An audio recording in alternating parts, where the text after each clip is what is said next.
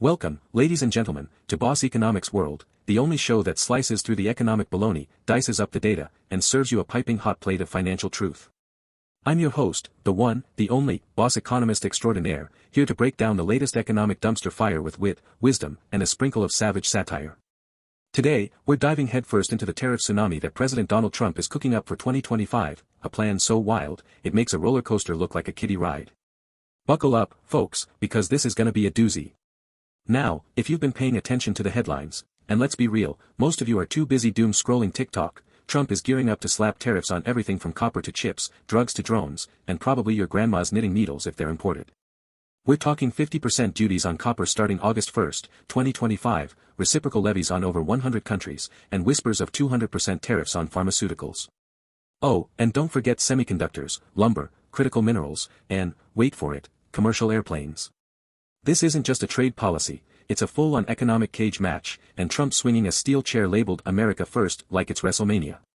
But hold up, before you start panic buying copper pipes or hoarding generic ibuprofen, let's break this down Boss Economics World style.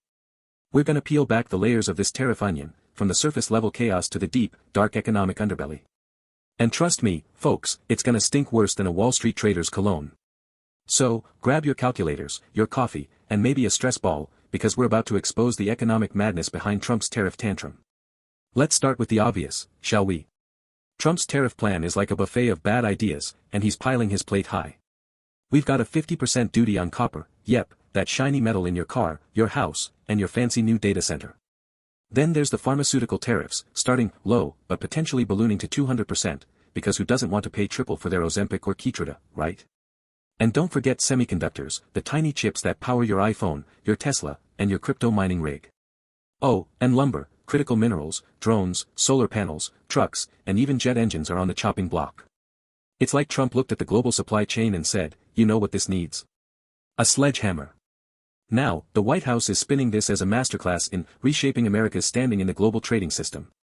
But let's call it what it is, folks, a protectionist fever dream that's gonna jack up prices, piss off our allies, and probably spark a trade war bigger than the one we saw in 2018. Remember that? When Trump slapped tariffs on steel and aluminum, and the EU retaliated with duties on Harley-Davidsons, bourbon, and peanut butter. Yeah, good times. And this time, it's not just a skirmish, it's a full-blown economic apocalypse. Here's the kicker, folks, these tariffs aren't just gonna hurt foreign producers, they're gonna hit you, the American consumer, right in the wallet. Take copper, for example. According to the U.S. Geological Survey, the U.S. imported 36% of its copper in 2023, with Canada, Chile, and Mexico as top suppliers. Slap a 50% tariff on that, and suddenly, the cost of building a house, wiring a data center, or manufacturing a car goes through the roof. And don't even get me started on pharmaceuticals. The U.S. imports 90% of its generic drugs, per the FDA, and companies like Teva and Sandoz are already operating on razor-thin margins. A 200% tariff? That's not America First, that's America broke. Now, here's where things get juicy, folks. Trump's team is justifying these sectoral tariffs under Section 232 of the Trade Expansion Act, claiming it's all about national security. That's right, apparently, your generic ibuprofen and your iPhone chips are now matters of life, death, and bald eagles.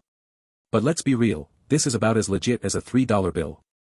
Section 232 is supposed to be used for genuine security threats, like if a foreign power cuts off our supply of uranium. Not for copper pipes or lumber cabinets. Here's the data, folks. The U.S. Department of Commerce has launched 9 Section 232 investigations since Trump took office in 2017, compared to just 2 in the previous 30 years. And guess what? Most of them, like the steel and aluminum tariffs in 2018, were more about protecting domestic industries than defending national security. Take copper, for instance.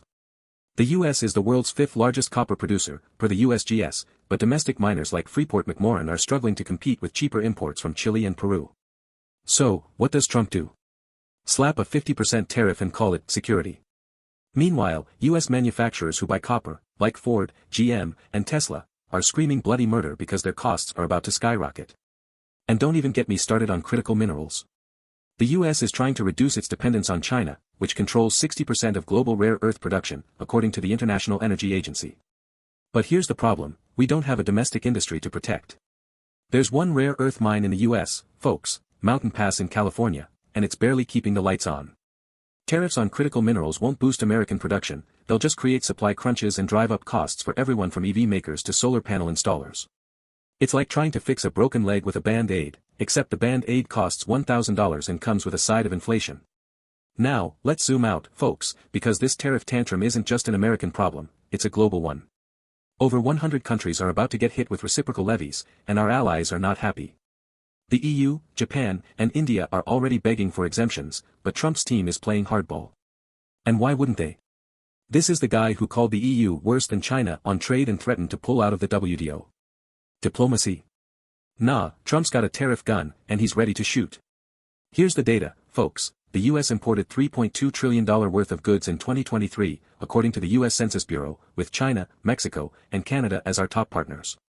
If Trump's tariffs cover 30% to 70% of imports, as insiders suggest, we're talking about hundreds of billions of dollars in new taxes. And guess what happens next? Retaliation, baby. Back in 2018, the EU hit back with $3 billion in tariffs on U.S. goods, and China slapped duties on $110 billion worth of American exports, per the Peterson Institute for International Economics. This time, the stakes are even higher. The EU is already negotiating exemptions for commercial aircraft, think Boeing versus Airbus, and if talks fail, we could see a transatlantic trade war that makes 2018 look like a pillow fight.